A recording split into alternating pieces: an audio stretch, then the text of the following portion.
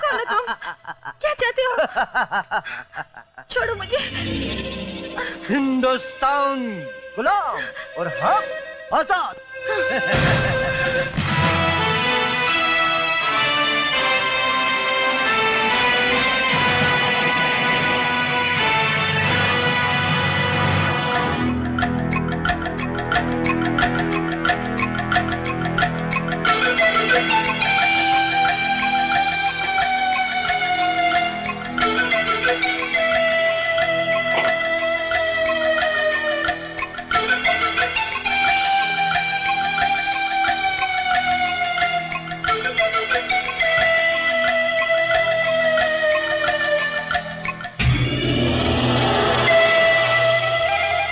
अपने आप को छुड़वाने की खातिर क्यों इस नाजुक बदन को तकलीफ दे रही हो?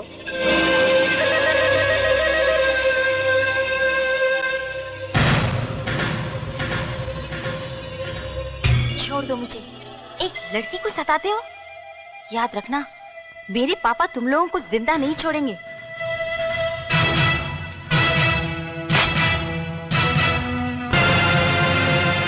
आखिर मैंने तुम्हारा बिगाड़ा क्या है?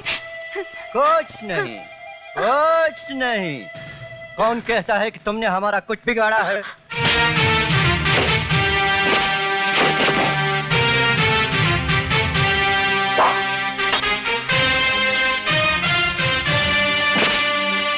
उधर तुम्हारे पापा इंस्पेक्टर भट्टी के ट्रांसफर के ऑर्डर दे दे, इधर हम तुम्हारी रिहाई के ऑर्डर दे देंगे।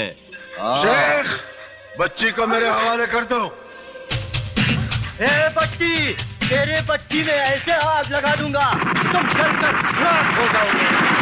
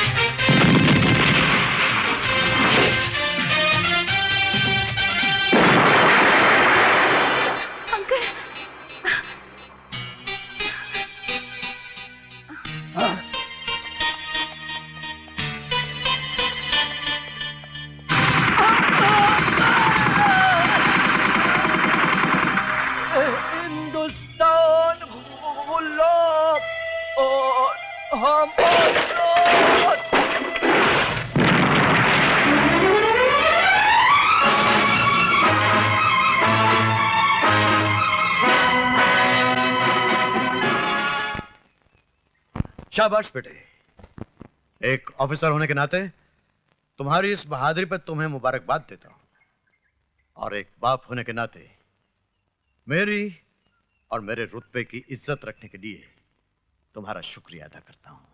कृष्ण, अब तुम कहीं नहीं जाओगे, यहीं रहोगे मेरे पास। थैंक यू सर, लेकिन मैं अब यहां नहीं रहूंगा। यहाँ एक ईमानदार पुलिस ऑफिसर की कदर नहीं, वहां रहकर क्या करूंगा? ठीक है, जाना चाहते हो जाओ, लेकिन मेरी एक बात सुन लो। जिस शहर में तुम जा रहे हो ना, उसका नाम मुंबई है, और मुंबई जैसे शहर में तुम्हारी मुलाकात अक्सर गैर कानूनी लोगों से होती रहेगी।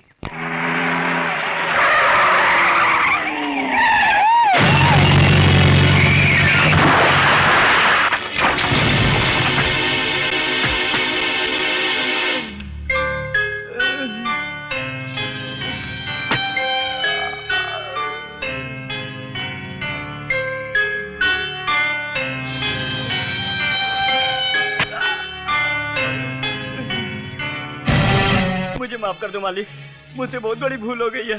इस बड़ी सी भूल की छोटी सी सजा तो होनी चाहिए ना। अपने संगोछे से मेरे पैर की चप्पलें साफ कर ले।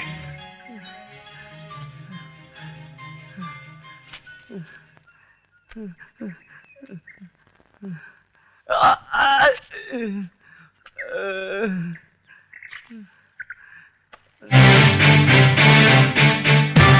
नेता वाह। नेता का चोला पहनकर देश को नंगा कर रहा है। शर्म कर, शर्म कर।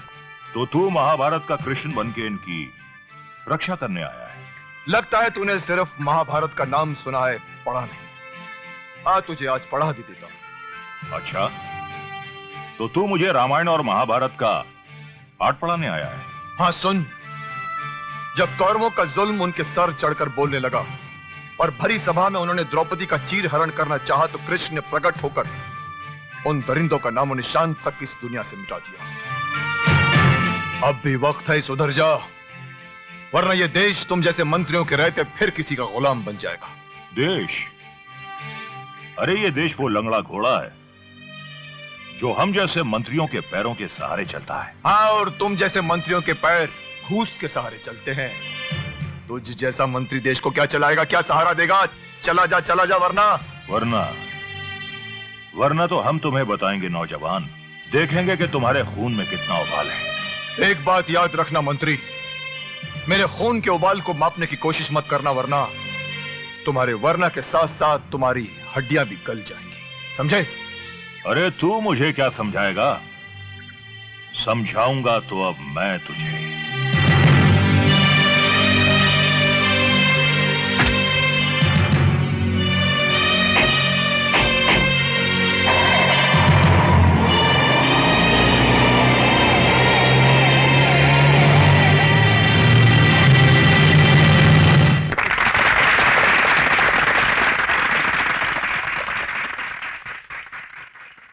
प्यारे भाइयों बहनों, आपका ये प्यार, ये ख्याल देखकर मेरी आंखों में खुशी से आंसू आने लगे। और दूसरी खुशी की बात यह है कि मुझ जैसे सेवक का भाषण सुनने के लिए आप लोग कहां कहां से आए हैं। यह आप ही के सहयोग का परिणाम है कि आज हमारा देश कहां से कहां पहुंच गया है। कल हम क्या थे और आज हमने कितनी उन्नति कर ली है। और वो दिन दूर नहीं है कि आने वाले कल में हमारे देश का नाम दुनिया में सबसे ऊंचा होगा। जटाशंकर पांडे आज पानी की समस्या, राशन की समस्या हल हो गई है। कैसे? आप सबके सहयोग से। और सच मानिए तो मैं अब भी पूरी तरह संतुष्ट नहीं हूं। अगले चुनाव के परिणाम के बाद मेरा सबसे पहला काम होगा बेरोजगार नौजवानों को रोजगार देना।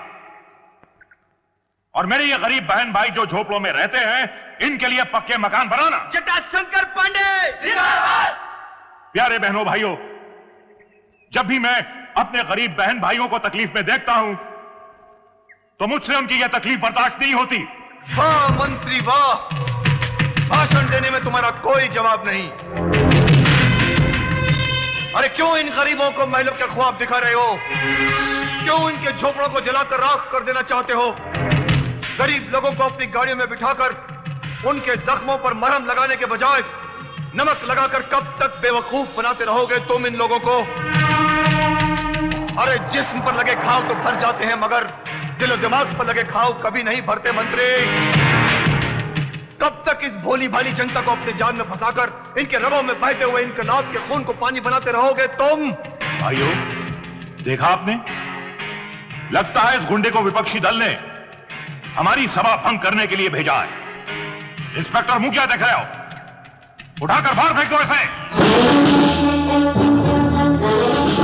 अरे चुनाव से पहले बहुत लूटा है मंत्री तुमने इस भोली भाली जनता को, और इनके पास ऐसा कोई रास्ता नहीं, ऐसी कोई अदालत नहीं जहां तुम्हें खदेड़ कर ला सके और पूछ सके कि क्या हुआ उन वादों का जो तुमने जीतने से पहले इनसे किए थे। ले जाओ ऐसे। अरे मेरी एक बात कान खोलकर सुन ले मंत्री, तुम्हारी असलियत जानने के बाद ये लोग तुम्हें वैसे ही खदेड़ देंगे जैसे विदेशियों को इस देश से खदेड़ दिया गया था। याद रखना मेरी बात, याद रखना मंत्री, याद रखना मेरी बात।